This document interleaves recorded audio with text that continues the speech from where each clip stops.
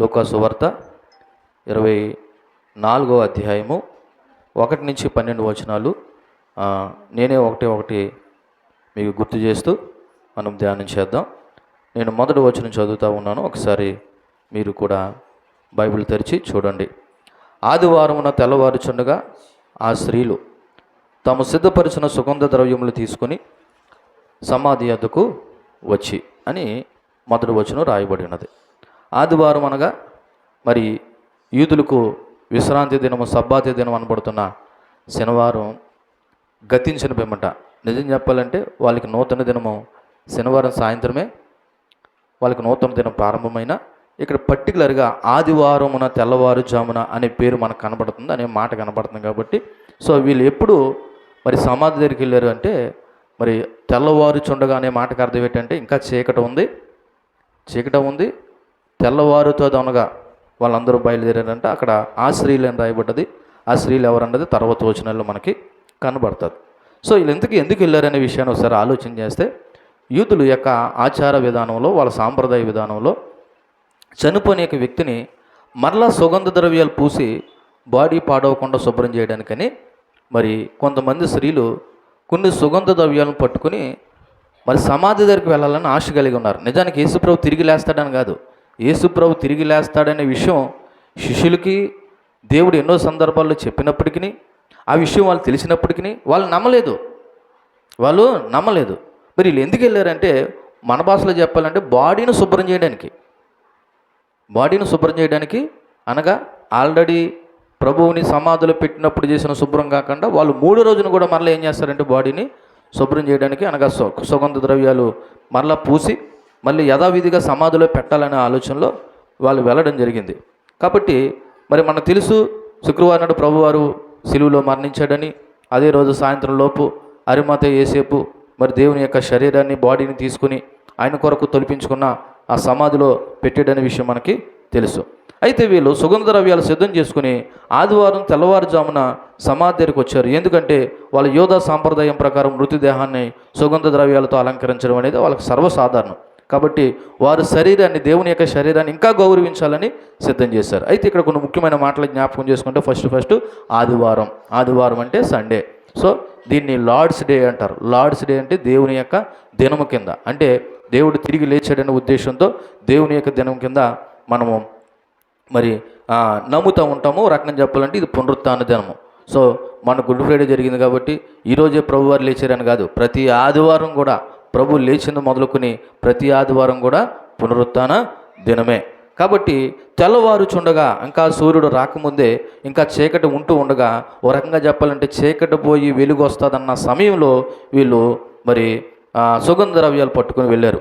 ఈ మాట మరణం నుండి జీవితం వైపు నడిపించడం, మరణము నుండి జీవం వైపు నడిపించడం అంటే చీకటి పడుతూ ఉంది, ఆ చీకటి పోతూ ఉంది, వెలుగు వస్తూ ఉంది, అంటే మరణం నుండి జీవం నుండి మరి జీవితం వైపు నడిపించడం. వాళ్ళు సుగంధ ద్రవ్యాలు కొన్ని తీసుకొని వెళ్ళారంట. సో ఈ మాట ఈ వచనంలో కొన్ని ముఖ్యమైన మాటలు జ్ఞాపకం చేసుకుంటే, ఆ స్త్రీలకి ఆశ లేనటువంటి విశ్వాసం. ఏమి లేని విశ్వాసం? ఆశ లేదు. ఏం ఆశ? ప్రభువారు తిరిగి లేస్తారన్న ఆశ లేని విశ్వాసం. అంటే ఒక రకంగా చెప్పాలంటే విశ్వాసం లేదు. ఏ విశ్వాసం లేదు? ప్రభువారు తిరిగి లేస్తారు, పునరుత్థానం అవుతాడు అన్న విషయం వాళ్ళు మర్చిపోయారు. యేసు ప్రభువును మరలా దేహాన్ని తీసి శుభ్రం చేసి లోపల పెట్టేద్దాన్న ఉద్దేశంతో వెళ్తున్నారు తప్ప, దేవుడు తిరిగి లేచి ఉంటాడు మనం చూద్దాం అన్న ఉద్దేశంలో వాళ్ళు లేరు. అంటే ఒక రకంగా చెప్పాలంటే ఆ స్త్రీలకి ఏమి లేదంటే ఆశ లేదు. ఏ ఆశ లేదు? ప్రభువారు తిరిగి లేస్తారనేటువంటి ఆశ లేదు. సరే, ఇప్పుడు ఒక ప్రశ్న వేస్తున్నాను, మీరు కూడా ఇంకా ప్రభువారు తిరిగి లేవలేదని ఒకవేళ నిరాశలో ఉన్నారా? అసలు ప్రభు లేచాడో లేదో మాకేం తెలుసండి అన్న ఒక ఆశ లేనటువంటి విశ్వాసంతో ఉంటే, మీ అందరికీ గుడ్ న్యూస్ ఏంటంటే, ఆయన అప్పుడే 2006 సంవత్సరాల క్రితము మరణించాడు, తిరిగి లేచాడు. సాక్ష్యాలు కావాలంటే మీరు ఇజ్రాయెల్ దేశం వెళ్ళొచ్చు, యెరూషలేములో చూడొచ్చు. ఇప్పటికీ కూడా ఖాళీ సమాధి, ఓపెన్ సమాధి తెరవబడి ఉంటుంది. కాబట్టి ఆశ లేని విశ్వాసంతో ఉండద్దు, మనము విశ్వాసంతో, ఆశతో కూడిన విశ్వాసంతో ఉందాం. ఇక్కడ చూడండి, రెండోది ఎవరు వెళ్ళారంటే స్త్రీలండి. ఎవరు వెళ్ళారు? స్త్రీలు. చూడండి, ఆ రోజుల్లో స్త్రీలకి, ఇప్పుడు చాలా చోట్ల కూడా స్త్రీలకి సరైనటువంటి ప్రాధాన్యత ఎవరు, ఇప్పటికీ కూడా వ్యత్యాసం కనబడుతుంది. పురుషుడు ఒకలాగా చూస్తాము, స్త్రీని ఒకలాగా చూస్తాం. అంతెందుకు, మన పిల్లలు కనేటప్పుడే మన విధానం కనపడుతుంది. ఎవరు కావాలంటాం? ఎవరు కావాలంటాం? వారసుడు కావాలంటాం. అంటే ఈ సమాజంలో అది ఎక్కడైనా సరే స్త్రీలను చిన్న చూపు చూడడం అనేది ఆ రోజుల్లో కూడా ఉంది. కానీ దేవుడు స్త్రీలకు కూడా సమానత్వం ఇచ్చాడు. ఇది తెలుసా? ఫస్ట్ ఆయన ఎవరు కనిపించాడు తెలుసా? ఎవరు కనిపించాడు? స్త్రీలకే కనిపించాడు. ఫస్ట్ దేవుడు స్త్రీలకు కనిపించాడు. ఒక రకంగా చెప్పాలంటే యేసు తిరిగి లేచాడనే సువార్త ఎవరు ప్రకటించారు? స్త్రీలే ప్రకటించారు. సో మరి వాళ్ళు వెళ్ళి మొదటగా దేవుణ్ణి చూశారు. చూడటమే కాదు, దేవునికి సాక్షులుగా దేవుడు వాళ్ళని ఉంచాడు. కాబట్టి వాళ్ళు చీకటి నుండి వెలుగు వైపు అడుగులు వేసినట్టుగా మరి మనము కూడా ఈ రోజున మరి మన పాప జీవితం నుండి మన ఆధ్యాత్మిక జీవితం వైపు, వెలుగు వైపు అడుగులు వేద్దాం. ఎందుకంటే కొన్నిసార్లు మనం కూడా మృత విషయాలు, అంటే చనిపోయిన సంబంధమైనటువంటి విషయాలు, పాత జీవితము, భయాలు, నిరాశ, ఇవన్నీ మనల్ని వెంటాడుతూ ఉంటాయి. కానీ దేవుళ్ళో ఉన్నవాడికి మరి దేవుడు చెప్పినట్టు ఆయన తిరిగి లేచి ఉన్నాడు, ఆయన ఇక్కడ లేడు అనే మాట కనబడుతుంది తర్వాత వచనాల్లో. ఇప్పుడు ఆయన తిరిగి లేచాడంటే మన మీద ఉన్న పెనల్టీ అంతా ఏం చేసినట్టు? కొట్టేసినట్టు. మొన్నటి దినాన్ని మీకు చెప్పాను కదా, ఆయన పాప పరిహార పత్రాన్ని సిలువ మేకుల్లో ఏం చేశాడు? సమాధి చేశాడు. కాబట్టి ఇప్పుడు మనం భయాందోళన అవసరం లేదు, నిరాశ అవసరం లేదు. ఆయన తిరిగి లేచాడు కాబట్టి యేసు ఇప్పటికీ కూడా జీవించి ఉన్నాడు. కాబట్టి మనం ధైర్యంగా ఉందాం. చూడండి, ఆదివారం తెల్లవారుచుండగా ఆ స్త్రీలు తాము సిద్ధపరిచిన సుగంధ ద్రవ్యాలు తీసుకుని సమాధి యొద్దకు వచ్చారు అన్న విషయం కనబడుతుంది. నిజానికి వాళ్ళు వచ్చింది ప్రభు తిరిగి లేస్తాడని కాదు, కానీ ప్రభు యొక్క దేహాన్ని శుభ్రం చేసి మళ్ళీ యాజ్ ఇట్ ఈజ్గా ఆ సమాధిలో పెడదామనే ఉద్దేశంతో. సో వాళ్ళకి ఏం లేదంటే నిరాశతో కూడిన జీవితంతో వెళ్ళారు తప్ప ఆశ కలిగి వెళ్ళలేదు. సో ఇక్కడికి కూడా మిమ్మల్ని అడుగుతున్నాను, మీరు ఎవరు నిరాశతో దేవుని మందిరానికి రాకండి. ఎలా రావాలా? యెహోవా మందిర ఆవరణంలో చూడవాలనే నా ప్రాణము తృష్ణగొనుచున్నదన్నట్టుగా మీరు దేవుని మందిరం అన్న, దేవుని సన్నిధి ఆరాధన అన్న అంత యాక్టివ్గా ప్రభు దగ్గర రావాలా. మీరు బాధతో వచ్చి మళ్ళా బాధతో వెళ్ళిపోవాల్సిన అవసరం లేదు. ఆయన మృత్యుంజయుడు, నీకున్న ప్రతి పాపాన్ని, శాపాన్ని కూడా తీసివేయగల సమర్థుడు. కాబట్టి చూడండి, హాస్పిటల్కి వెళ్తాం, హాస్పిటల్ బాధతో వెళ్ళు, మళ్ళీ వచ్చేటప్పుడు ఎలాగొస్తావు? బాధతో వస్తారా? మెడిసిన్ తీసుకుని ఒకవేళ అక్కడ ఏమైనా ఉంచితే 2-3 రోజులు కొద్దో గొప్ప బెటర్ ట్రీట్మెంట్ తీసుకుని ఇంటికి వస్తావు. అంతకంటే ప్రాముఖ్యమైనది దేవుని సన్నిధి. నువ్వు దేవుని సన్నిధిలో ఆశతో వచ్చావనుకో, ఇంకా దేవుడు నిన్ను మరి కృపతో తీసుకెళ్తాడు. కాబట్టి నిరాశతో ఎవరు కూడా దేవుని మందిరానికి రావద్దు. ఇదిగో మరి ఆ యొక్క స్త్రీలు ప్రభువారు తిరిగి లేస్తారనే ఉద్దేశంతో కాకుండా ఆయన శుభ్రం చేయడానికని వెళ్ళారనుకుంటున్నా కదా. ఈ రోజున చాలామంది క్రైస్తవులు ఎందుకు సమాధి దగ్గరికి వెళ్తున్నారో అర్థం అవట్లేదు. వాళ్ళ అవిశ్వాసంతోనూ అజ్ఞానంతోనూ ప్రభు తిరిగి లేస్తాడో లేవడో అన్న తెలియక వాళ్ళ సమాధి దగ్గరికి వెళ్ళారు. ఒకవేళ వెళ్ళారు, ఎందుకు వెళ్ళారు? బాడీని శుభ్రం చేయడానికి. మరి వీళ్ళ సమాధి దగ్గరికి వెళ్ళిన వాళ్ళు వీళ్ళ బాడీలు బయటికి తీసి ఎందుకు శుభ్రం చేయట్లేదు నాకు అర్థం అవ్వట్లేదు. ఒకవేళ నిజంగా సమాధి దగ్గరికి వెళ్ళే వాళ్ళ గురించి మాట్లాడుతున్నాను. ఇప్పుడు మన సమాధుల దగ్గరికి వెళ్ళవలసిన పని ఏమీ లేదు. ఒకవేళ వీళ్ళు వెళ్ళారంటే ఎందుకు వెళ్ళారు? దేవుని యొక్క శరీరాన్ని శుభ్రం చేయడానికి, సుగంధ ద్రవ్యాలు పూయడానికి వెళ్ళారు. మరి ఇప్పుడున్న వాళ్ళు ఎందుకు వెళ్తున్నారు? నిజంగా వాళ్ళకి అంత ప్రేమ అంటూ ఒకసారి లేపి సుగంధ ద్రవ్యాలు పూసి మళ్ళీ లోపల పెట్టమనండి. అంటే ఆచారం తప్ప అందులో ఆలోచన కనబట్టలేదు. వాళ్ళంటే అవివేకంతో ఆ రోజున తెలియక చేశారు. ఈ రోజున మన దేవుడు తిరిగి లేచాడు. ఆయన లేచాడు కాబట్టి ఆయన ఏందో నమ్మకం ఉంచిన వారు కూడా ఒక రోజున ఏం చేస్తారు? లేస్తారు. నువ్వు వెళ్ళి ప్రత్యేకంగా సమాధి దగ్గర నువ్వు అలికేసి ప్రార్థన చేసేసి నువ్వు ఏదో చేస్తే వాళ్ళు ఏమీ నీ ప్రార్థన ప్రభావం చనిపోయిన తర్వాత ఏమీ సంబంధం ఉండదు. ఒకసారి పాతి పెట్టాము అంతే. ఒకవేళ జ్ఞాపకం చేసుకుంటావా, గుర్తు చేసుకుంటావా, వాళ్ళ పేరు మీద ఏదైనా ఒకవేళ మంచి పని ఏదైనా చేస్తావా, అది మనుషులు చేయి. అంతేగాని నువ్వు సమాధి దగ్గరికి వెళ్ళి ప్రార్థన చేయడం వల్ల ఏ విధమైన ప్రయోజనం లేదని వీళ్ళని బట్టి మనకు అర్థమవుతుంది. చూడండి 2వ వచనం, సమాధి ముందర ఉండిన రాయ దొర్లింపబడినట్టు చూచి లోపలకు వెళ్ళిరి కానీ. సమాధి ముందు ఏమున్నదంటండి? రాయ. ఎందుకంటే ఈ స్త్రీలు అనబడుతున్న వారు ఎవరంటే మగ్దలేన మరియా, యాకోబు తల్లి యొక్క మరియా, యోహన్న అనబడుతున్న వారు, ఇంకా కొంతమంది స్త్రీలు ఉన్నారు. ఇక్కడ ప్రధానంగా ముగ్గురు స్త్రీల యొక్క పేర్లు రాయబడి ఉన్నది. ఎక్కడో చూడండి ఒకసారి మీరు కావాలంటే 10వ వచనం. ఈ సంగతులు అపోస్తలులతో చెప్పిన వారు ఎవరనగా మగ్దలేన మరియయో, యోహన్నయో, యాకోబు తల్లి అయిన మరియయో, వారితో కూడా ఉన్న ఇతర స్త్రీలు. ఇక్కడ 3 స్త్రీల గురించి రాయబడి ఉన్నది. సరే, ఆ స్త్రీలు ఏంటన్నది మనం తర్వాత ఆలోచన చేస్తే, ఈ 3 స్త్రీలు కూడా వెళ్ళారంట. వెళ్ళేసరికి అక్కడ సమాధి ముందర ఉండిన రాయి దొర్లింపబడి చూచి లోపలికి వెళ్ళిరి కానీ అని రాయబడి ఉన్నది. మీకు విషయం తెలుసా? వీళ్ళు వెళ్ళేటప్పుడు అనుకున్నారంట, అవును మనం సుగంధ ద్రవ్యాలు పట్టుకుని వెళ్తామే, సమాధి ముందర రాయి ఒకటి అడ్డంగా పెట్టారు, ఇప్పుడు మనం దాన్ని ఎలా తీయాలి? ఎందుకు తెలుసా? అది 1 టన్ను బరువు ఉంటుందంట ఇంచుమించు. ఆ సమాధి ముందర దొర్లించి పెట్టిన రాయి ఎంత ఉంటుందంట? 1 టన్ను. టన్ను అంటే 1000 కేజీలు. ఎన్ని కేజీలు? 1000 కేజీలు బరువు ఉండేటువంటి టన్ను రాయి సమాధి ముందర పెట్టారంటే ఇప్పుడు దాన్ని ఏం చేయాలో ఆడవాళ్ళు వెళ్ళి దాన్ని తీయాలంటే వాళ్ళ వల్ల అయ్యేది కాదు. అందుకే వాళ్ళు సందర్భాల్లో మాట్లాడుకున్నారంట. చూడండి ఒకసారి మార్కు సువార్త 16 అధ్యాయము 3వ వచనం. మార్కు సువార్త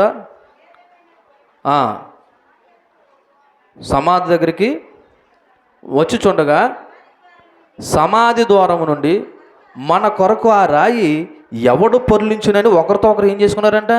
చెప్పుకున్నారంట. అవును, మన సమాధి దగ్గరికి వెళ్తున్నాము, వెళ్ళేము కానీ సమాధి ముందర పెట్టిన రాయి ఎవరు తీయగలరని చెప్పేసి వాళ్ళు అనుకున్నట్టుగా అక్కడ కనబడ్డది. అక్కడ మార్కు భక్తుడు ఆ మాట రాశాడు. కాబట్టి వీళ్ళు వెళ్ళేసరికి సమాధి ముందర ఉన్న రాయి ఏమైపోయిందంట? తీసేసి ఉందంట. మరి ఎవరు తీశారు? సైనికులు ఉన్నారు అక్కడ. ఎవరన్నా తీద్దామంటే కుదరదు. పైగా రాయికి సీలేశారు. వాళ్ళ నీలాటోడు నాలాటోడు వెళ్ళి తీసేద్దామన్నా అయ్యే పని కాదు. ఎందుకంటే అక్కడ సైన్యం ఉంది, కాపలా ఉంది.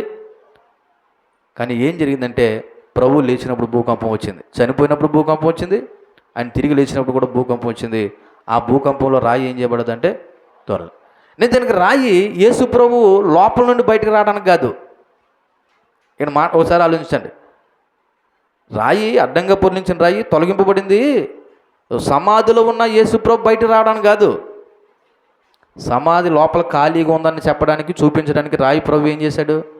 పక్క జరిపాడు లేదా జరిపించాడు. నిజానికి ప్రభువు సమాధిలో నుంచి రాయి అడ్డంగా ఉన్నా సరే బయటకు రాగలడు. దానికి బెస్ట్ ఎగ్జాంపుల్ ఏంటి తెలుసా? యేసు ప్రభు 12 మంది శిష్యులు తోమా అనబడుతున్నవాడు ఏమన్నాడు? ఆయన యొక్క గాయాల్లో వేలు పెట్టి చూస్తేనే కానీ నేను నమ్మనన్నప్పుడు వాళ్ళందరూ ఒక రూమ్లో ఉండగా ప్రభు ఏం చేశాడంటే సడన్గా వాళ్ళ మధ్యన ప్రత్యక్షమయ్యాడు. యేసుని తలుపులు వేసినట్టుగానే ఉన్నాయంట, కానీ వాళ్ళ మధ్యన ఎవరున్నారు అంటే దేవుడు ఆత్మస్వరూపి. నువ్వు ఎలా బంధించేసి ఎక్కడున్నా సరే అక్కడికి రాగలడు ఆయన. ఇప్పుడు ఆ రాయి పొర్లింపబడినది కాబట్టి ఆ రాయి తీస్తేనే ప్రభు బయటకు వస్తాడన్న ఉద్దేశంతో రాయి తొలగింపబడలేదు. ఇదిగో వచ్చిన వారు లోపలికి వెళ్ళి ఆయన లేచాడు అని చెప్పడానికి. దేవునికి మహిమ కలుగును గాక.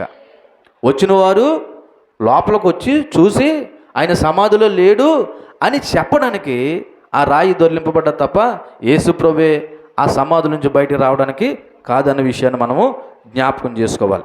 ఎందుకంటే ఒక రకంగా చెప్పాలంటే మరి రాయి ఎవరు దొర్లించారనే విషయం మనకు అర్థమైతే ఆ రాయిని మరి దేవదూత ఆకాశం నుండి దిగి వచ్చి భూకంపం సంభవింపజేసినట్టు ఒకసారి యోహాను సువార్త 20వ అధ్యాయం 19వ వచనం చూడండి. యోహాను సువార్త 20వ అధ్యాయము 19వ వచనం ఏమని రాయబడి ఉన్నది? ఆదివారం సాయంకాలం శిష్యులు యూదులకు భయపడి తాము కూడి ఉన్న ఇంటి తలుపులు మూసుకొని ఉండగా యేసు వచ్చి మధ్యను నిలిచి మీకు సమాధానం కలుగునుగా అని వారితో చెప్పాను. అది ఇందాక నేను చెప్పినటువంటి సందర్భం. కానీ 28 మత్తయి సువార్త 28వ అధ్యాయం 2వ వచనం చూడండి. మత్తయి సువార్త 28వ అధ్యాయము 2వ వచనం. ఇదిగో ప్రభు దూత పరలోకం నుండి దిగివచ్చి రాయి పొర్లించి దాని మీద కూర్చుండును, అప్పుడు మహాభూకంపం కలిగింది. ఇప్పుడు ఇంతకీ రాయి ఎవరు తీశారు? రాయి ఎవరు తీశారు? దేవుని దూత వచ్చి తీసింది, మనుషులు ఎవరు తీయలేదు. కాబట్టి అది ఒకసారి మనం గమనించాలి. తర్వాత దీనిలో ఉన్నటువంటి విషయం గురించి మనం మాట్లాడితే మరణం మీద విజయం. దేని మీద విజయం? మరణం మీద విజయం. ఎందుకంటే రాయి మరణానికి, పాపానికి, భయానికి అడ్డంకంగా ఒక సూచనగా కనబడుతుంది. దేవుడు దాన్ని దొర్లించడం ద్వారా మరణము ఆయన్ను బంధించలేకపోయింది, పట్టుకోలేకపోయింది అని చెప్పడానికి యేసు శరీరం ఖాళీగా ఉండడం పునరుత్థానం యొక్క భౌతిక సాక్ష్యం. ఎందుకంటే ఈనాటికి కూడా ఏ సమాధి తెరవబడి ఉండలేదు, అది ప్రభువు అని యేసుక్రీస్తు సమాధి ఒక్కటే ఇప్పటికీ కూడా తెరవబడి ఉన్నది. ఇక్కడ దేవుని శక్తి మానవ బలహీనతల గురించి మాట్లాడుకుంటే స్త్రీలు అనుకున్నారంట ఆ రాయి ఎవరు తీస్తారని ఆందోళన చెందారంట. కానీ దేవుడు సమస్యను ఏం చేశాడంటే పరిష్కరించాడు.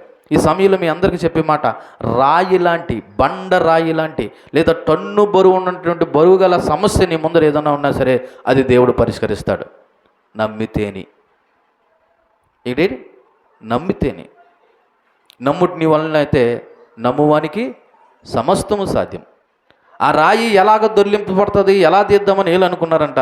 వెళ్ళే సమయానికి రాయి ఏం చేయబడ్డదంట అంటే సమస్య పరిష్కరింపబడ్డదా లేదా? ప్రభు దగ్గరికి వస్తే నీ సమస్య పరిష్కరింపబడుతుంది.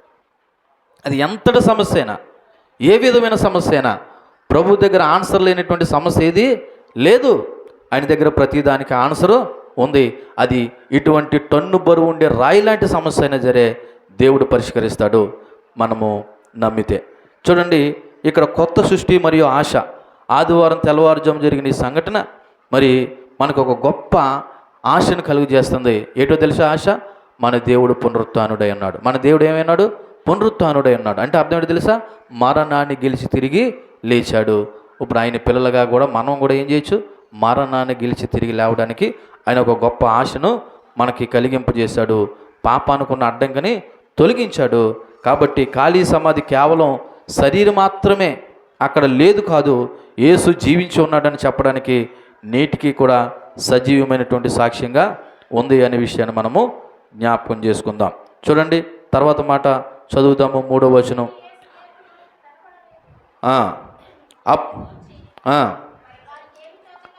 వారికి ఏమీ తోచగా ఉండగా ప్రకాశమానమైన వస్త్రాలు ధరించి 2 మనుషులు వారి యొద్ద నిలవబడి ఉన్నారు అనే మాట మనకి కనబడుతుంది.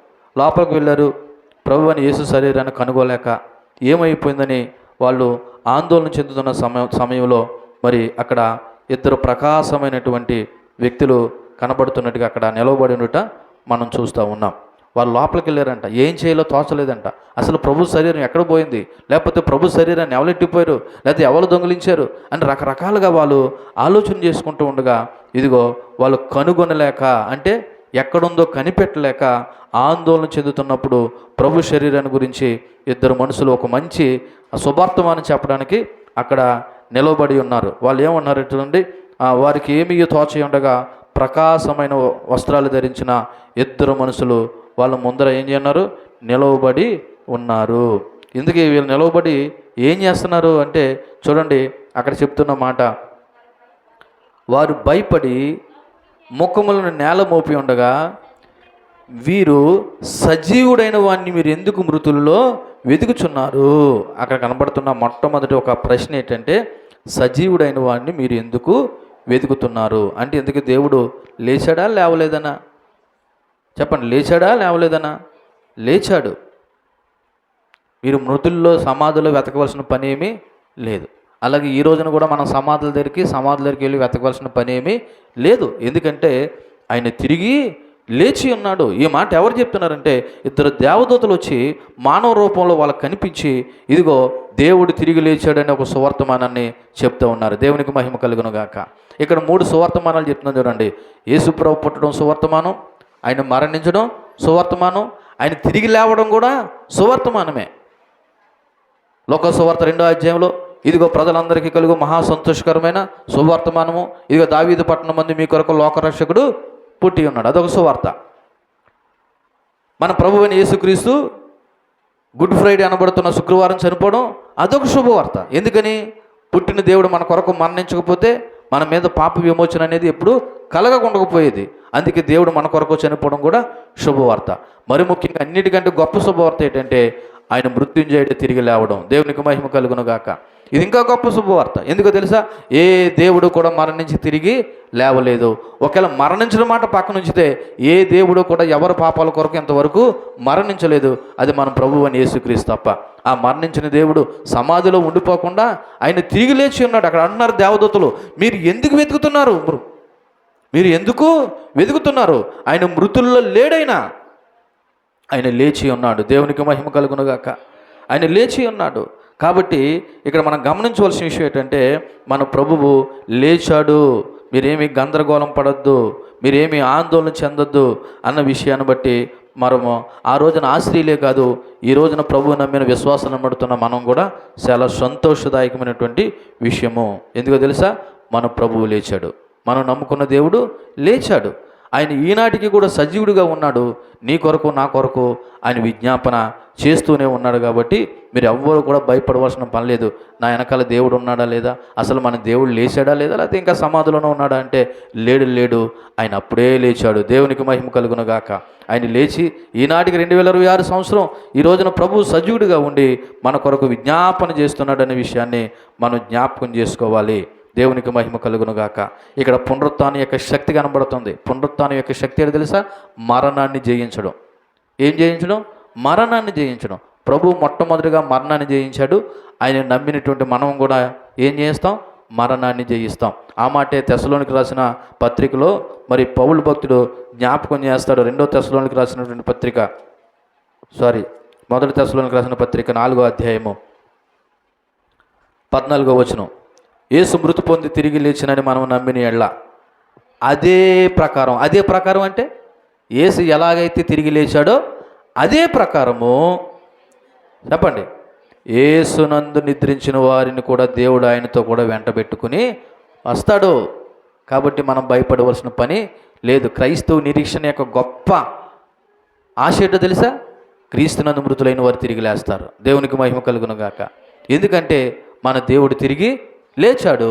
ఆయన లేచాడు కాబట్టి అదే ప్రకారంగా ఆయా వరుస క్రమాలను బట్టి మరి తర్వాత కూడా ఆయన యందు విశ్వసించిన వారు తిరిగి లేస్తారనే విషయం మనకి ఇది ఒక గొప్ప ఆశ ఉంది.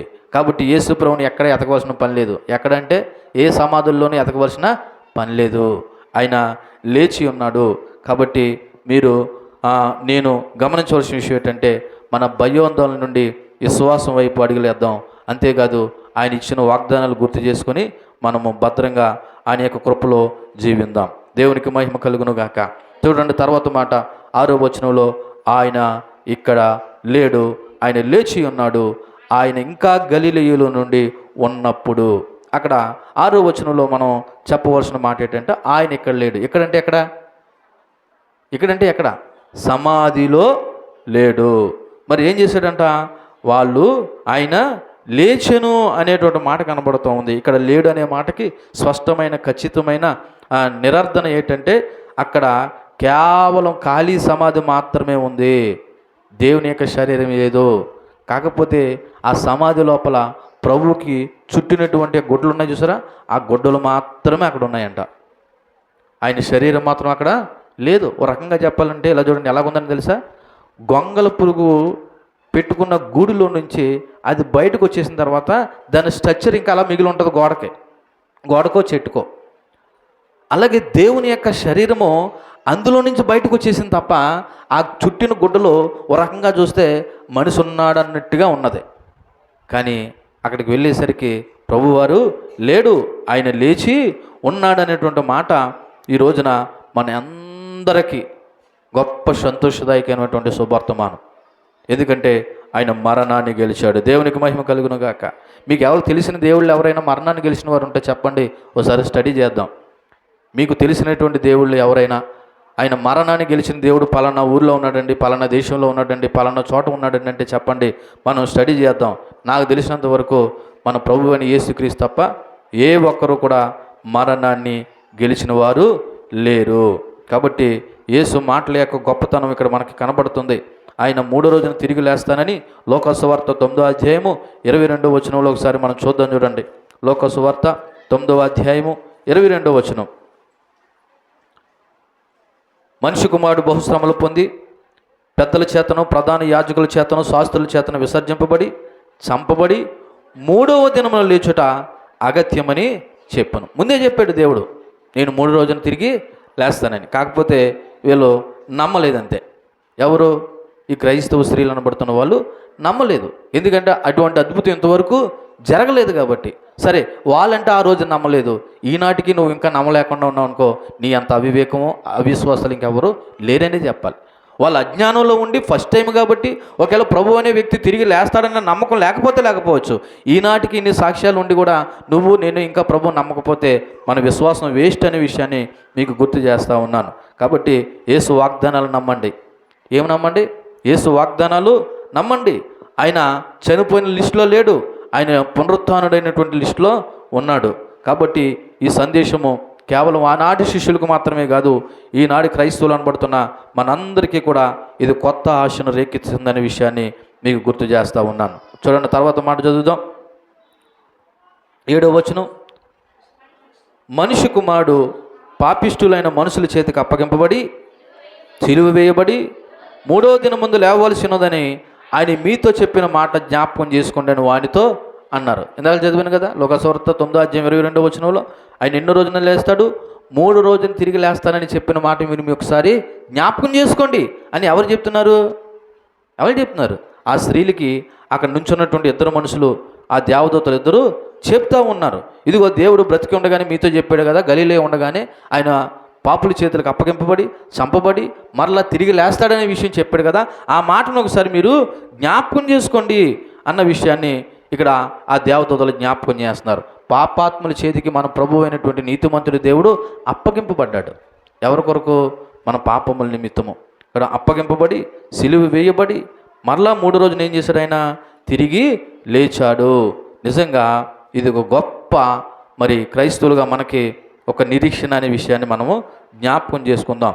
బాధ, మరణము, పునరుత్థానము. బాధ, మరణము, పునరుత్థానము, ఈ 3 కూడా మన ప్రభువు అయిన యేసులో నెరవేర్చబడినవి. ఆయన బాధ భరించాడు అంటే మన పాపముల నిమిత్తము, ఆయన మరణించాడు మన పాపముల నిమిత్తము, ఆయన దేవుడు కాబట్టి మరలా తిరిగి లేచాడు. దీని ద్వారా దేవుడు ఏం తెలుసా? నేను నిజమైన దేవుడిని అనే విషయాన్ని చెప్తున్నాడు. దేవునికి మహిమ కలుగును గాక. దేవునికి జననము మరణము ఉండదు. ఒకవేళ దేవుడికి మరణం ఉంటే ఆయన దేవుడే కాదు. ప్రభువారు కేవలం మన పాపం నిమిత్తము ఆయన మరణించిన మాట వాస్తవమైన, ఆయన మరలా సరే మరణాన్ని ఏం చేశాడు? ఆయన తిరిగి గెలిచి తిరిగి లేచాడు. కాబట్టి నా అంతటా నేనే ప్రాణం పెడుతున్నాను, మరలా నా ప్రాణాన్ని మరలా నేను తీసుకోగలుగుతానని ముందుగానే దేవుడు చెప్పాడు. ఇది దేవునికి ఉన్నటువంటి శక్తి సామర్థ్యాలు. కాబట్టి యేసు మాటలు నమ్మండి, యేసు మాటలు నమ్మండి. మనుషుల మాటలు నమ్మకపోయినా పర్లేదు, కానీ యేసు మాటలు నమ్మండి, పునరుత్థానాన్ని నమ్మండి, లేఖనాల మీద ఆధారపడండి. కావలితే మీకు ఇంకా డౌట్గా ఉంటే మీరు యెరూషలేము కూడా వెళ్ళి చూసి రావచ్చు. దేవునికి మహిమ కలుగును గాక. ఫస్ట్ ఇక్కడ ఆయన జీవించి ఉన్నాడు, ఇక్కడ లేడు, ఆయన చెప్పినట్లే లేచి ఉన్నాడు అనే మాట మనకు తర్వాత వచనాల్లో కనబడుతుంది. చూడండి 8వ వచనం.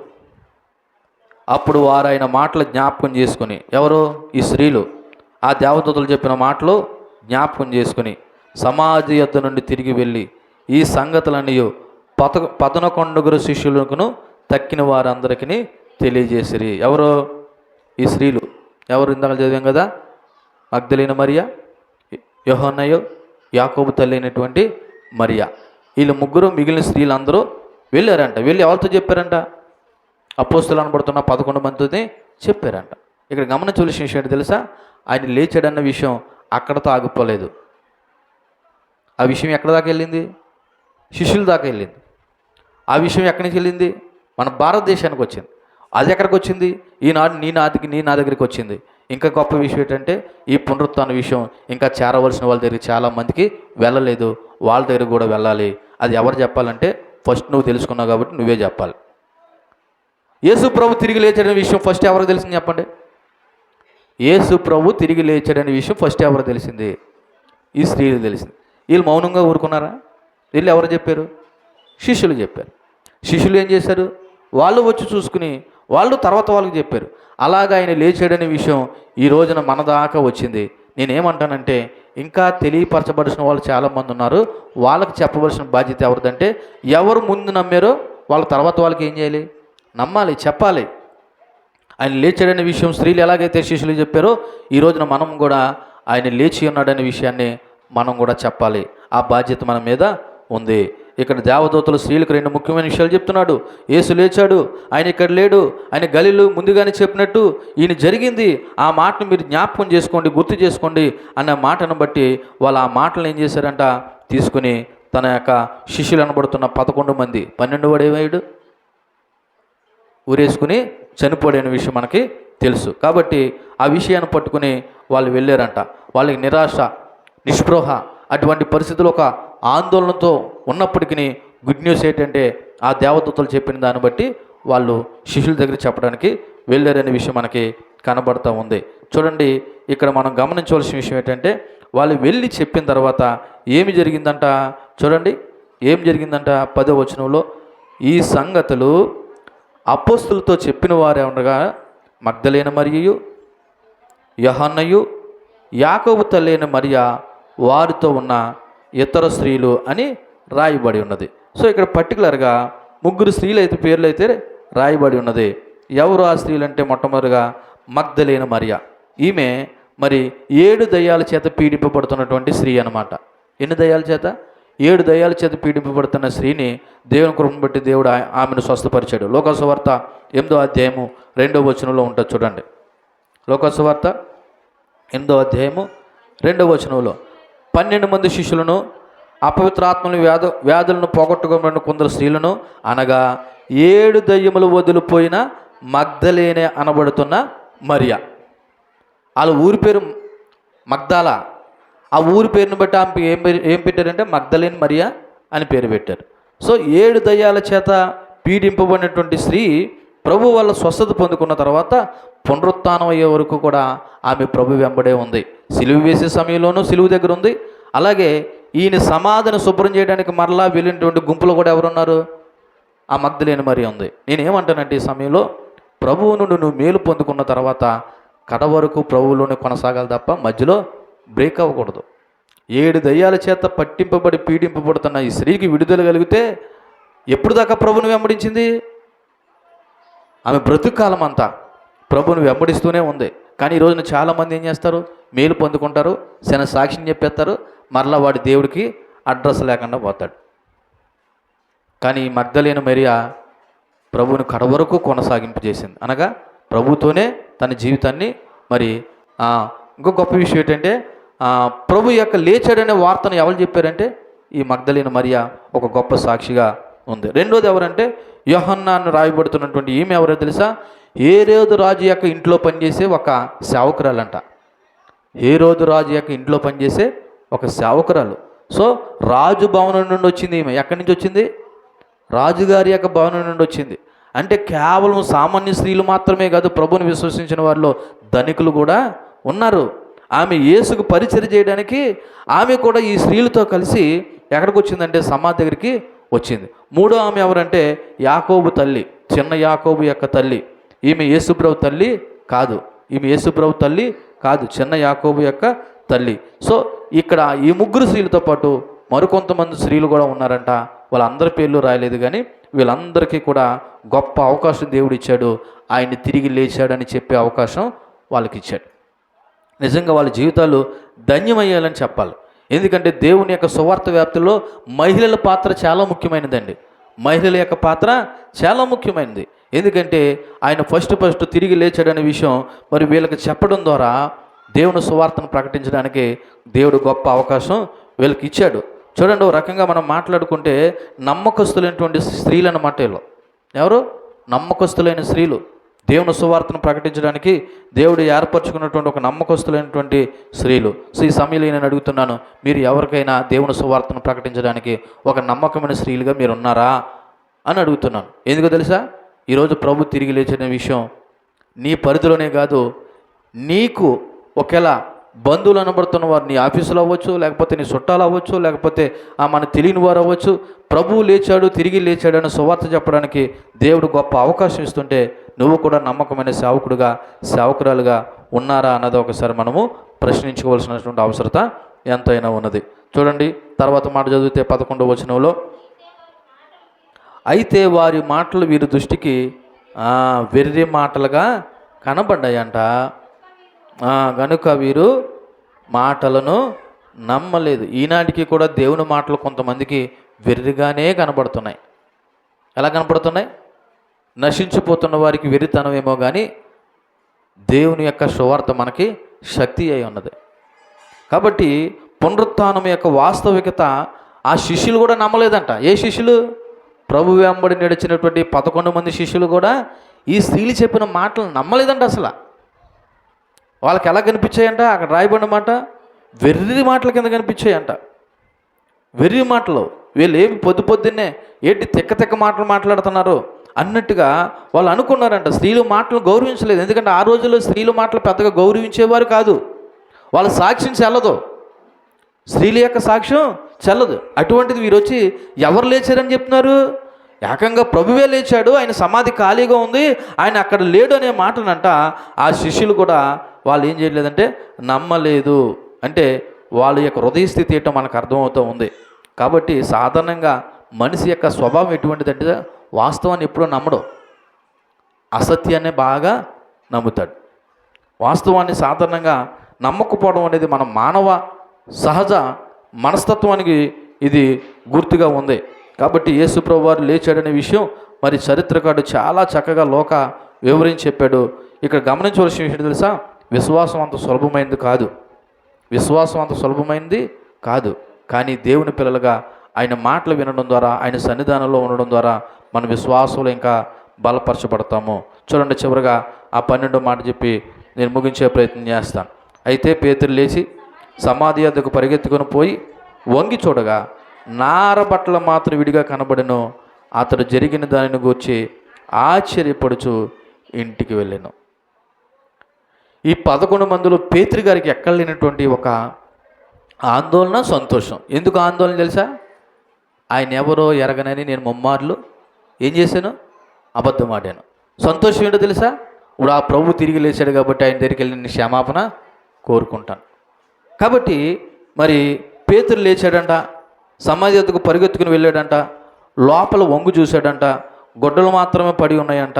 ఈ జరిగిన సంగతి అంతా చూసి ఆశ్చర్యపడుచు ఏం చేశాడంట? తిరిగి ఇంటికి వెళ్ళిపోయాడు. సో ఈ వచనంలో కొన్ని ముఖ్యమైన మాటలు చెప్పి నేను ముగిస్తాను. పేతురు చేసిన మొట్టమొదటి పని చూడండి, 12వ వచనం. అయితే పేతురు లేచి ఏం చేశాడండి? పేతురు లేచి ఎక్కడి నుంచి లేచి? తన ఇంటి దగ్గర నుంచి లేచి ఎక్కడికి వెళ్ళాడంట? రెండో స్టెప్, సమాధి వద్దకు పరిగెత్తుకుని పోయి. అంటే సమాధి దగ్గరికి ఎందుకు వెళ్ళాడు? దేవుడు లేచాడు అక్కడ లేడన్న ఉద్దేశంతో సమాధి దగ్గరికి వెళ్ళాడు, కానీ సమాధి దగ్గరికి వెళ్ళమని కాదు. ఫస్ట్ పేతురు లేచాడండి. ఎక్కడి నుంచి? ఆయన ఇంటికాడిని లేచాడు. ఎక్కడికి వెళ్ళాడు? సమాధి దగ్గర అనేకంటే దేవుడు ఉన్న చోటకి వెళ్ళాడు. ఏంటి? దేవుడు ఉన్న చోటకి. అంటే అక్కడ దేవుడు సమాధి ఉంది కాబట్టి, దేవుడి శరీరం ఉంది కాబట్టి ఆయన ఉన్నాడా లేదని తెలుసుకోవడానికి ఆయన పరిగెత్తుకుని పోయాడంట. పోయి ఏం చేశాడంట? వంగి చూడగా. అంటే ఆ రోజుల్లో సమాధి కొద్దిగా పెద్ద హైట్ ఏమి ఉండేది కాదు, కొద్ది చిన్నగానే ఆ రాళ్ళ మధ్యలో ఉండేది కాబట్టి అలా వంగి చూడగా. మూడో పని ఏం చేశాడు? వంగి చూడగా. తర్వాత ఏం చేశాడు? 4వది, అక్కడ నారబట్టలు మాత్రమే విడిగా కనబడి ఉండెను. కాబట్టి అతడు జరిగిన దాన్ని గూర్చి ఆశ్చర్యపడుచు తిరిగి ఇంటికి వెళ్ళిపోయాడనే విషయం మనకి ఇక్కడికి కనబడుతూ ఉంది. సో ఈ విషయంలో కొన్ని మాటలు మనం జ్ఞాపకం చేసుకుంటే మనుషులుగా మనకు సందేహం ఎప్పుడైనా కలుగుతుంది. తోమ కూడా అదే అన్నాడు కదా, ఆయన యొక్క గాయాల్లో వేలు పెట్టి చూస్తేనే కానీ నేను నమ్మనన్నాడు. ఎందుకంటే మనుషులం కదా, మనకు అంత బేగా నమ్మకం కుదరదు. అందులోకి దేవుడు తిరిగి లేచాడంటే వీళ్ళు ఇంకా అసలే నమ్మలేకపోయారు. ఎందుకని? యేసు ప్రభుని హింసించిన విధానం కల్లారా చూసిన వాడు ఎవడో కూడా ఆయన తిరిగి లేస్తాడని అనుకోరు.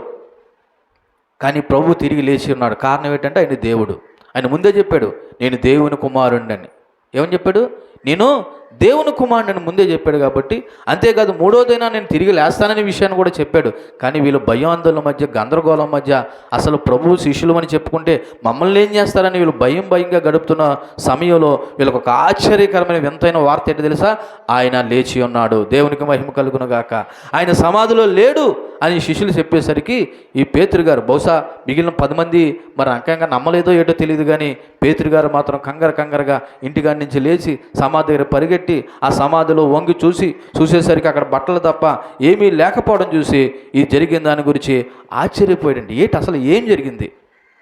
ఆయనకి ఆశ్చర్యమే, నిజమే. ఆనాడంటే ఆశ్చర్యమేమో, ఈనాడికి కూడా నీకు ఆశ్చర్యమేనా ప్రభు లేచాడో లేదన్నదే?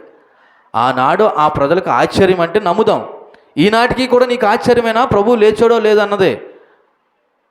అంటే అర్థం ఏంటో తెలుసా? ఇంకా డౌట్ఫుల్గా ఉండొద్దు. ప్రభు లేవలేదేమో అన్న డౌట్ఫుల్గా నువ్వు ఉండొద్దు. ఆయన లేచాడు. దేవునికి మహిమ కలుగును గాక. ఆశ్చర్యం నుండి విశ్వాసం వైపు పేతురు అడుగులేశాడు. ఆశ్చర్యం?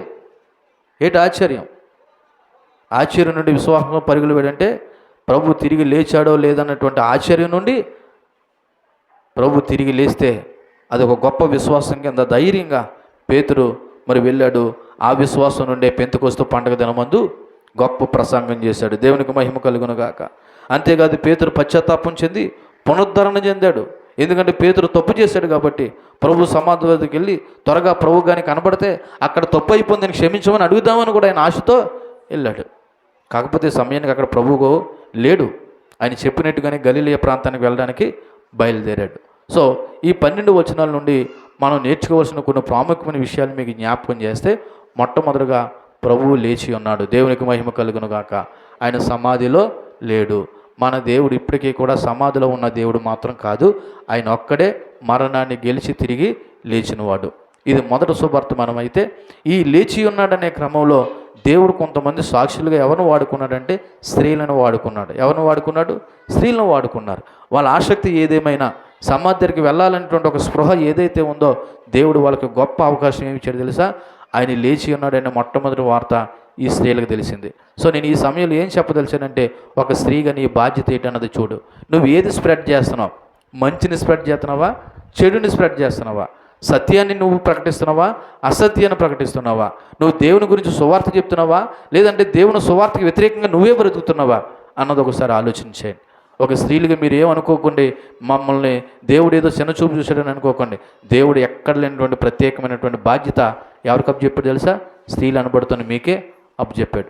కాబట్టి మీరు కూడా ఈ స్త్రీల మాదిరి ఒక గొప్ప సాక్షులుగా సువార్తను చెప్పేవారుగా ఉండాలి. ఇకపోతే పేతురు గురించి మాట్లాడుకుంటే, ఆయన మరి ముమ్మార్లు దేవుని ఎరగనని చెప్పినప్పటికీ ఆయన ప్రభు దగ్గర పశ్చాత్తాపం చెంది ప్రభు మాటలను చెప్పడానికి ఆయన ఒక ఆతురత కలిగిన వాడే త్వరగా వెళ్ళాడు. నేను అదే మాట చెప్తాను, ప్రభువు సన్నిధానానికి ఎలా రావాలి? మనము ఎలా రావాలి? త్వరగా రావాలి. మీరు ఒక ఫంక్షన్కో ఒక ప్రయాణానికో ఎంత కంగారుగా మీరు వెళ్ళి మరి అటెండ్ అవ్వాలనుకుంటారో దేవుని మందిరానికి కూడా అంతే త్వరగా వెళ్ళాలి. చూడండి, ఇక్కడ పేతురు గారు అక్కడ రాయబడిన మాట తెలుసా? పరిగెత్తుకుని పోయాడంట. ఎక్కడికి? దేవుడు ఉన్నాడో లేచాడో లేదానికి దేవుని మీద ఉన్న ఆశతో, దేవుని మీద ఉన్న గౌరవంతో ఎక్కడ పోయాడంటే పరిగెత్తుకుని సమాధి దగ్గరికి పోయాడు. ఒక పోస్టరు మన క్రైస్తవుల గురించి ఒక చిన్నది ఎలాగొచ్చింది తెలుసా? మందిరానికంట తాబేళ్ళలాగా వస్తారంట, ప్రార్థన అయిపోయిన వెంటనే పుల్లా బారిపోతారంట. మందిరానికి ఎలాగొస్తారంట? తాబేళ్ళలాగా నత్తనడక. నేను అప్పుడప్పుడు చూస్తుంటాను, వస్తా ఉంటారా, దారిలో ఏ ఎల్లమ్మో పుల్లమ్మ కనపడుతుంది. అప్పుడు ఆలస్యం అయిపోయిందని బుద్ధి తెచ్చుకొని త్వరగా రారో, వాళ్ళతో మాట్లాడేసి ఆ విషయం ఏంటో తెలుసుకుని అప్పుడు మందిరానికి వచ్చే వాళ్ళని కూడా చూసానండి నేను.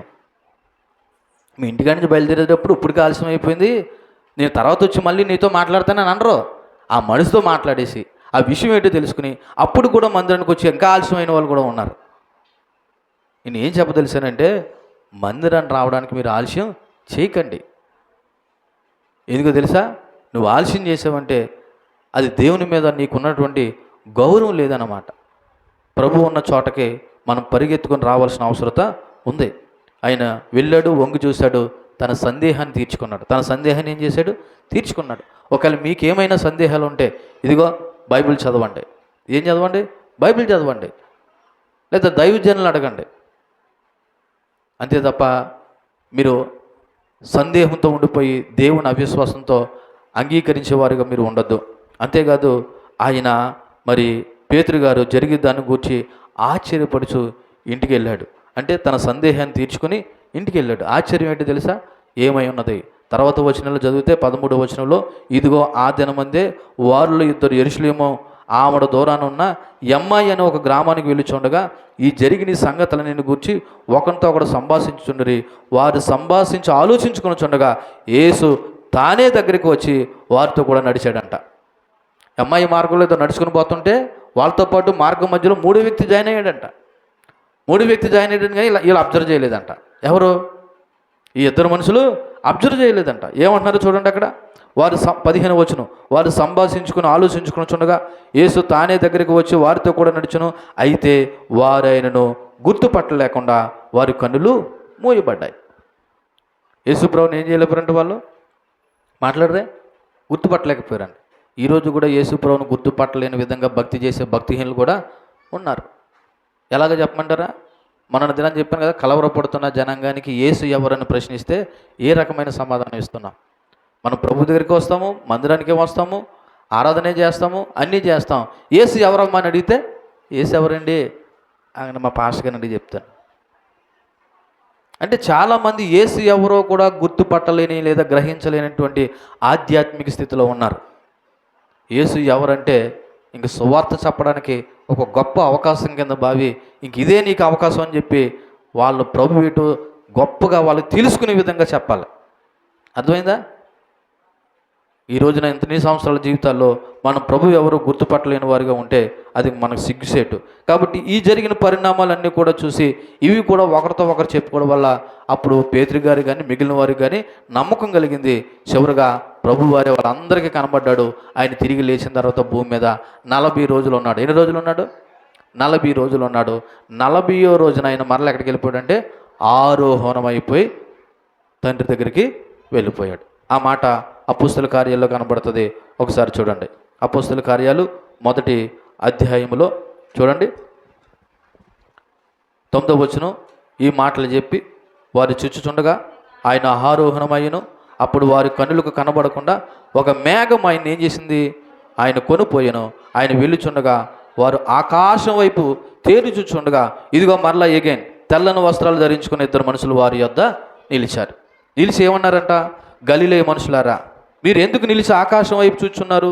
మీ యొద్ద నుండి పరలోకం చేర్చుకోబడిన యేసు ఏ రీతిగా పరలోకానికి వెళ్ళుట మీరు చూచితురో అదే రీతిగా ఆయన మరలా తిరిగి వచ్చినని వారితో. ఇప్పుడు ఆయన మరలా తిరిగి వస్తాడంటే మనం ఏం చేయాలి? ఇప్పుడు ఏం చేయాలా?